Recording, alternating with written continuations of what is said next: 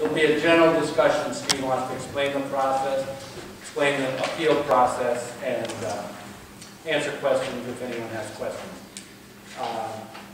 The revaluation notices with the new values will be sent out at the end of this month. So you'll have plenty of time to look them over and file an appeal. There'll be 2 appeal dates, the week of April 5th and the week of April 12th. They'll be held here in the small office. And there'll be a phone number on the form. But, you know, make sure if you're going to appeal, you know, look them over carefully. Because like I said in the paper, Phil was nice, what we do in town is called mass appraisal. It's different than a bank appraisal that you might get where they look at your house alone. We try to, Steve will explain how they build a model and then use that model to value multiple properties.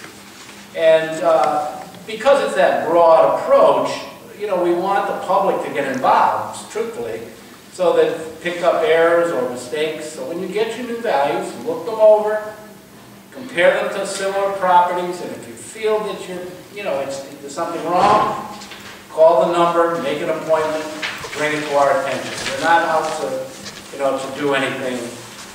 We want to be fair. That's the bottom line. The other thing is, I wanted to tell everyone how supportive I am of Vision and the wonderful job they've done. They work very, very hard.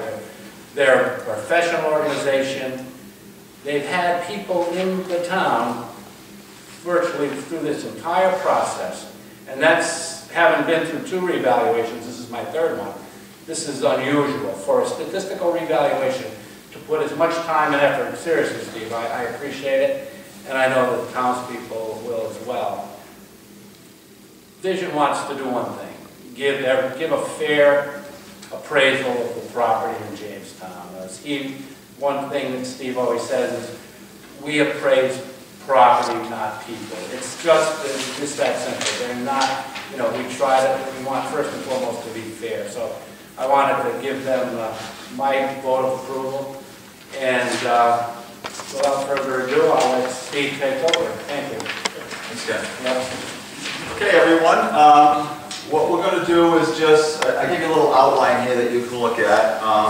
I'm going to talk about how we do a reval, because it's different than what most people think of when they think of an appraisal. And then we're going to look at some of the sales themselves from Jamestown that took place in the last year. And then I'll talk about how to review your value, and if you want to make an appeal, you know what to do.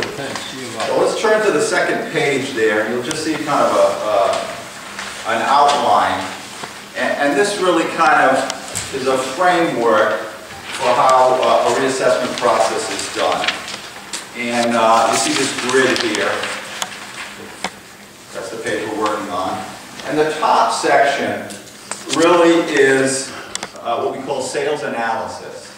And this is how we analyze each of the valid sales that took place within the town, and we test those sales by comparing the value that we calculate for a proposed assessment against the selling price.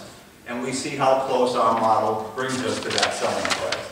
And I've given you some key things in here, like location. So we know obviously different locations on the island are going to generate different values.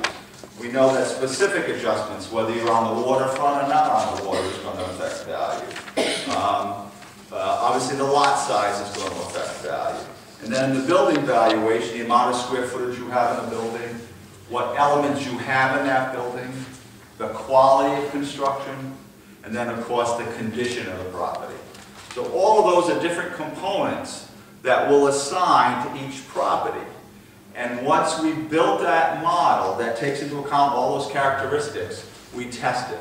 So if a property sold for $1 million and our value generates $950,000 for that, we know our ratio is 95%. That means we're getting close to what is actually the selling price, and therefore our model is reflecting that correctly.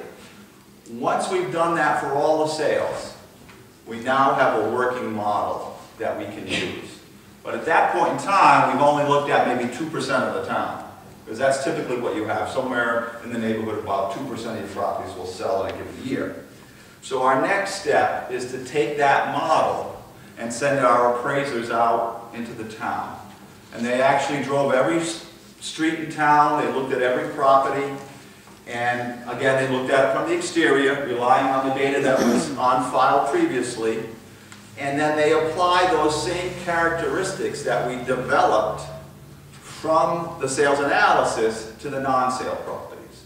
Because we have two goals in a revaluation. Because we're assessing thousands of properties and not just one, we want to have a reasonable estimate of market value, but we also want to do it in a consistent way so that similar properties will have similar assessments. That's the other goal in a revaluation that really doesn't take place with another appraisal. When an appraisal's done, they do one property, they go on to the next one, and that first one is forgotten. For us, we have to do them all using a similar methodology so that we can develop consistency in our assessments, so similar properties will have similar assessments. So we do our analysis, we test that by doing statistics, and the key statistic is what I said, it's an assessment to sales ratio. So we test our proposed values against the selling prices to make sure there's consistency there. When that's working, then our appraisers go out into the field, they look at each property, and they take those same model characteristics and they apply it to the rest of the town, and it gives us some new assessments. Any questions on that process at all? Right. Let's go to the next page. NHD or something? Oh, that's neighborhood. Neighborhood. Yeah. Oh, all right. Yeah, that's just, when we talk about location, we also use the term neighborhood.